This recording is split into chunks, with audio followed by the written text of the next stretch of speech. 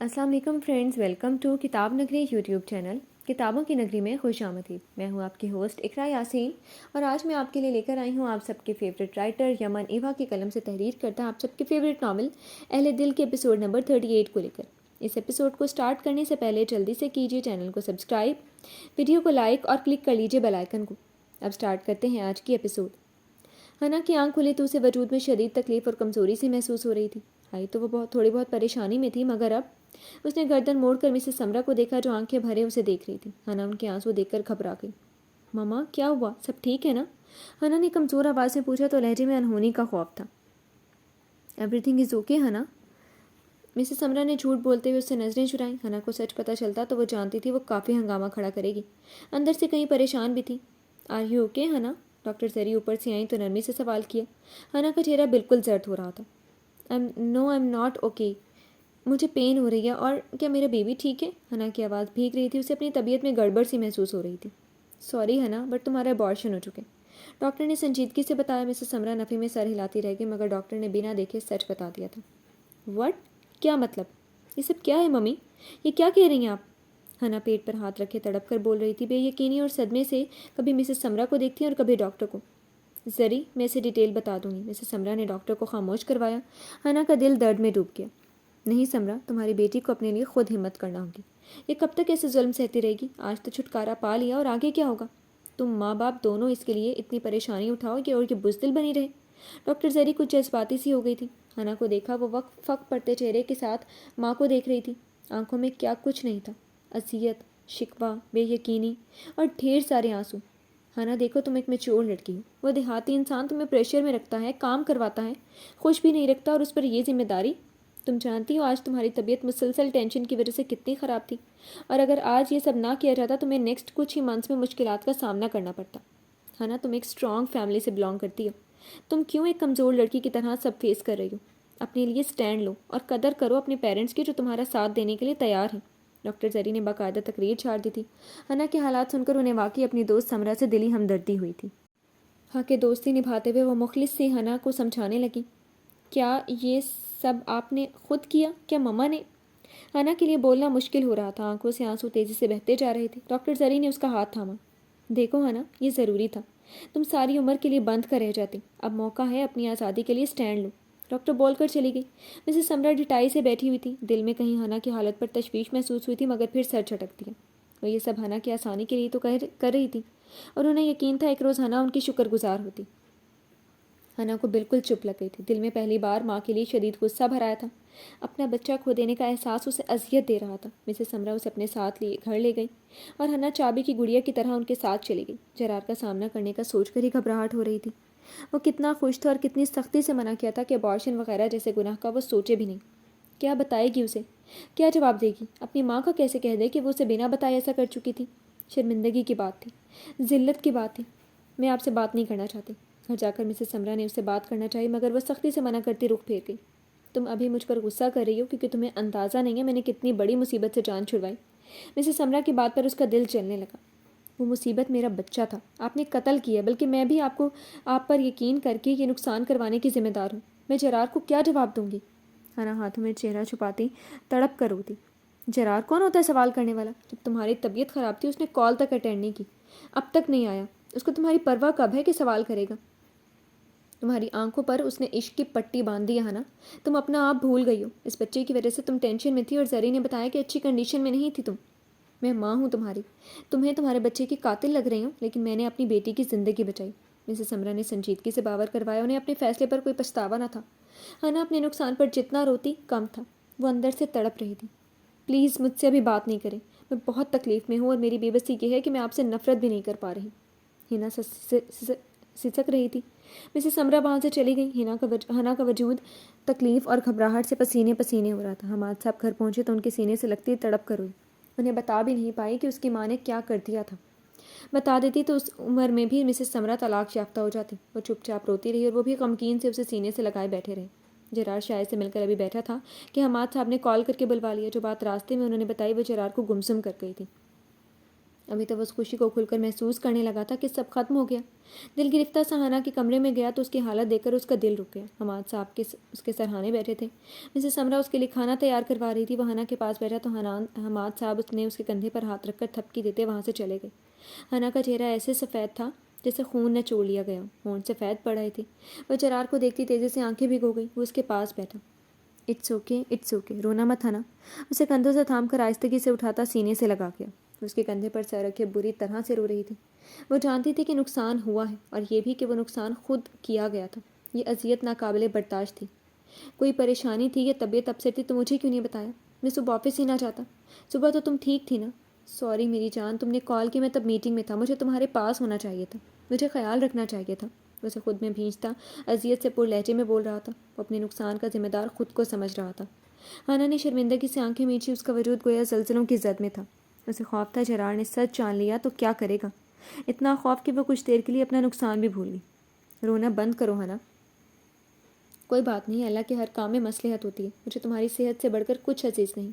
وہ اپنی تکلیف چھپاتا اس کے بال سہلاتے ہوئے نرم لہجے میں بولا تھا۔ اپنے بالوں پر اس کے لبوں کا لمس محسوس کرتی ہنا اذیت میں گھرتی جا رہی تھی۔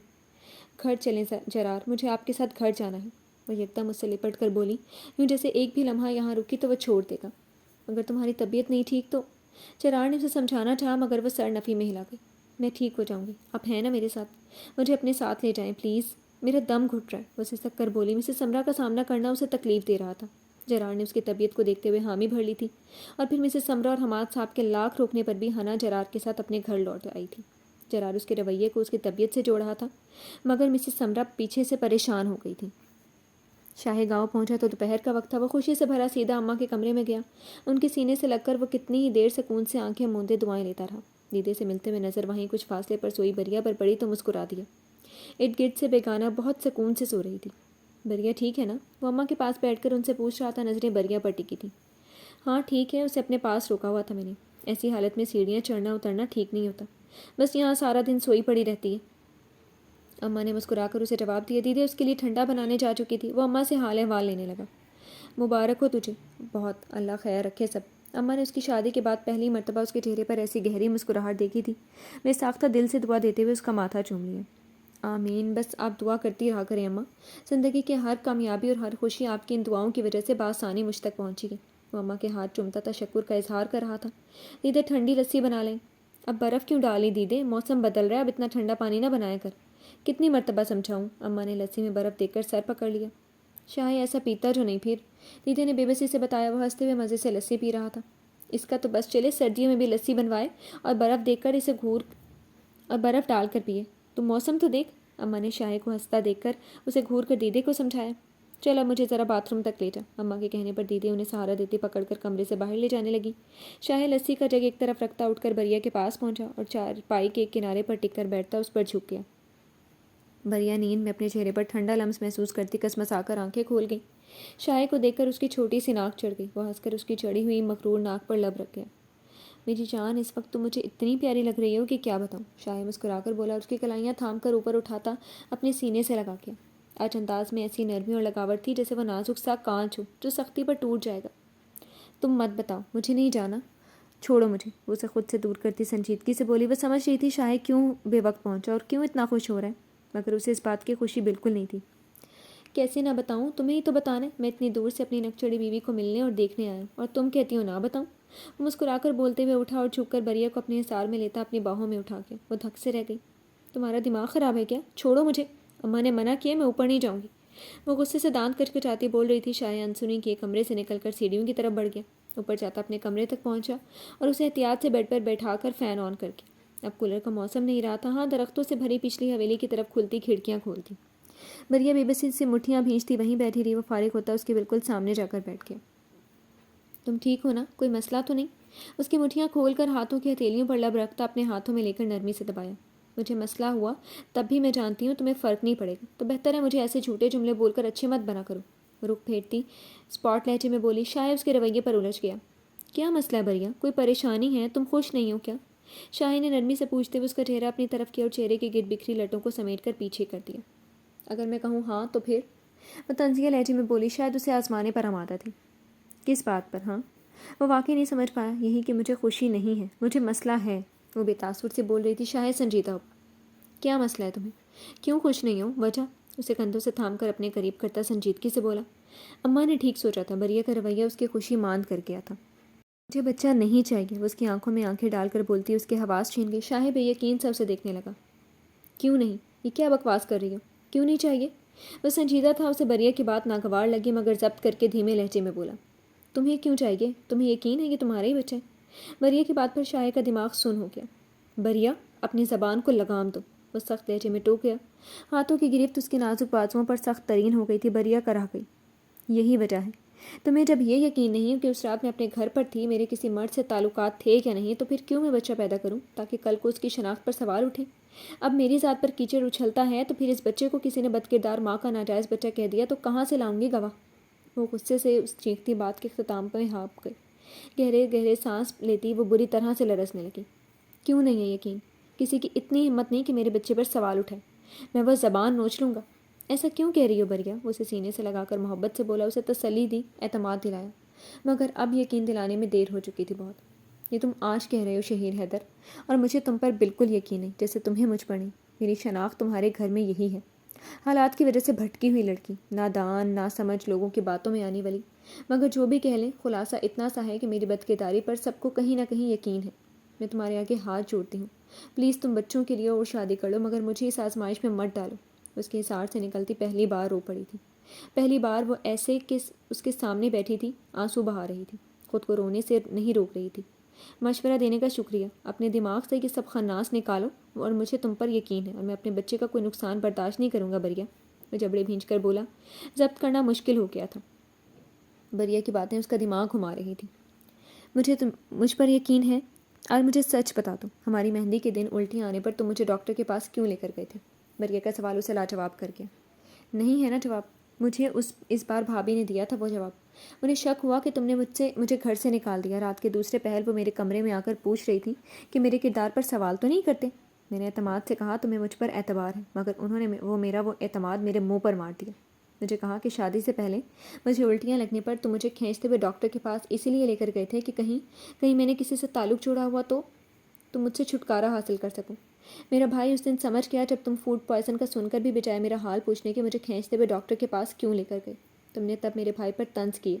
میں انجان تھی، مگر اس بار بھابھی نے میری آنکھیں کھول دی۔ اس کے گریبان پکڑ کر بولتی سسک رہی تھی۔ شاہد چپ سا ہو گیا۔ ہاں یہ سچ تھا، اور سچ سے وہ مکرنے کا عادی نہیں تھا، جھوٹ کیسے بول دیتا؟ ہاں مجھے شک ہوا تھا، کیونکہ میں تمہارے گھر آیا تھا اور تم اپنی بھابھی کے سامنے خود مانی تھی کہ تم گھر سے بھاگی۔ تمہاری بھابھی اور تمہاری باتیں سن کر مجھے یہی لگا کہ شاید میں عام مرد ہوں بریہ، فرشتہ نہیں ہوں جو بنا سچ جانے، بنا کچھ کہے تمہیں قبول کر لیتا۔ کم ظرف مرد ہوں۔ شک کر گیا تھا کیونکہ تمہیں جانتا نہیں تھا، مگر اب جانتا ہوں۔ مجھے پتہ ہے کہ تم معصوم ہو۔ وہ نرمی سے بولتا، اس کے ہانپتے کامتے کمزور وجود کو اپنے حصار میں لیتا اسے پرسکون کرنے کی کوشش کرنے لگا۔ وہ نفی میں سر ہلا رہی تھی۔ اسے دور کرنے کی طاقت اب ختم ہو گئی، مگر اس پر یقین نہیں تھا اب اسے۔ تم جھوٹے ہو، ہاں کم ظرف ہو، اب بھی مجھے نہیں جانتے۔ تم نے مجھ پر یقین نہیں کیا۔ اس رات میں اپنے گھر پر تھی، تم نے پورا گھر دیکھا مگر چھت پر مجھے نہیں ڈھونڈا۔ تم اگلے روز میرے لیے پریشان نہیں تھے، بدگمان تھے۔ تم نے مجھے تب تسلی نہیں دی تھی، سہارا نہیں دیا۔ تم نے نہیں پوچھا میں کس حال میں ہوں۔ میں ایک پورے دن اور پوری رات کی تھکی ہوئی بھوکی پیاسی تھی۔ تم نے مجھے تب سینے سے نہیں لگایا تھا۔ وہ تھکن زدہ سے اس کے حصار میں بیٹھی سسک رہی تھی۔ شاہ اسے خود میں بھینچے پیٹھ سے ہلانے لگا۔ شرمندہ ہوا، وہ سچ ہی کہہ رہی تھی۔ ندامت محسوس کرنے لگا، گھر کی چھت کو کیسے بھول گیا؟ اس کمزرف بھائی پر یقین کر کے وہ بریہ کو کیوں وہاں لے گیا جس بھائی کی سچائی وہ جانتا تھا؟ I'm sorry میری جان، میں غلط تھا، میں برا ہوں۔ میں تمہارے جیسے معصوم لڑکی ڈیزرو ہی نہیں کرتا۔ میں تنگ نظر مرد ہوں، مجھے معاف کر دو۔ وہ معافی مانگنے لگا، اپنی مہربانیاں بھول گیا۔ اس پر شروع میں مکمل یقین نہ ہونے پر بھی وہ یہاں کسی کو بریہ پر بولنے کی اجازت نہیں دیتا تھا۔ اس کی حفاظت کرتا رہا، نرمی اور محبت سے پیش آتا رہا، اسے اپنی پناہ میں رکھا، نکاح میں رکھا۔ اس پر کچھ ہی دن پہلے لگنے والے الزام کو شاہ نے بنا بریہ سے سوال کیے جھوٹ ثابت کیا تھا۔ وہ بس ایک عام سا مرد تھا، خطا کا پتلا تھا، جو دکھایا گیا مانتا رہا، مگر جب اسے جاننے لگا اس کی حفاظت کرنے لگا۔ ہاں وہ اس رات بریہ کے نام ملنے پر غصہ ہوا تھا، مگر اس کا کسی مرد سے تعلق ہوگا ایسا بھی نہیں سوچا تھا۔ وہ خود کو ہی برا کہہ رہا تھا۔ نہ جانے لڑکیاں کیوں چاہتی ہیں کہ وہ کچھ نہ بتائیں اور مرد سب جان لیں، اعتبار کریں۔ لڑکیاں اپنے خوف اپنے مردوں سے شیئر کر کے انہیں اعتماد میں کیوں نہیں لے لیتی؟ انہیں کیوں لگتا ہے مرد بنا کچھ جانے بس اندھا دھند ان پر یقین کرے گا، محفوظ رکھے گا؟ لڑکیاں تو پاگل ہیں۔ وہ بھی پاگل تھی، اب بھی اس سے بدظن رہی تھی۔ رشتہ جب مکمل ہونے والا تھا تب غلطیاں سامنے آ رکی تھیں۔ وہ روتی ہوئی بریا کو اپنے حصار میں سمیٹے نرمی سے دلاسا دے رہا تھا، اپنے لبوں سے اس کے آنسو صاف کرتا بےتاب ہو رہا تھا، اس کی حالت پر نادم ہو رہا تھا، اس کی آنسوؤں پر تکلیف محسوس کر رہا تھا۔ وہ سوچ رہا تھا کہ غلطی کہاں ہوئی آخر۔ بریا اس کے حصار میں جھولتی نیم بے ہوش ہو گئی۔ یہ طے تھا کہ اولاد کی خوشی بریا کو اپنے لیے صرف آزمائش لگ رہی تھی۔ وہ اپنے تجربوں سے گھبرائی ہوئی تھی۔ اگر بیٹی ہوئی تو بیٹی کا اپنے جیسا نصیب سوچ کر ڈرتی تھی، اور شاہ اس خوشی سے دستبردار ہونے کو تیار نہیں تھا۔ وہ بریا کا مطالبہ ماننے کو تیار نہیں تھا، ہوتا بھی کیوں؟ وہ اپنے گھر میں جھرار اگلے روز بھی واپس جانے کے بجائے حنا کی تیمارداریوں میں لگا تھا۔ اپنی خوشی ختم ہو جانے کا صدمہ دل میں دبا گیا۔ اماں سے بات ہوئی تب بھی وہ کسی کو یہ بات نہیں بتا پایا کہ اب وہ باپ نہیں بن رہا تھا، ہمت ہی نہیں ہو رہی تھی اس کی۔ دونوں بھائیوں کی زندگی عجیب موڑ پر آن رکی تھی۔ ایک کی خوشی اس کو بے خبر رکھ کر چھین لی گئی تھی، اور دوسرے کی خوشی چھیننے کی ضد کی جا رہی تھی۔ وقت ان پر مشکلات کا سیاہ رنگ اوڑھے پھیلا ہوا تھا۔ جی تو فرینڈز، کیسے لگی آپ کو آج کے ایپیسوڈ؟ کمنٹ سیکشن میں ضرور بتائیے گا۔ پھر حاضر ہوں گے ناول کے نیکسٹ ایپیسوڈ کے ساتھ، تب تک کے لیے اجازت دیجیے۔ شکریہ، اللہ حافظ۔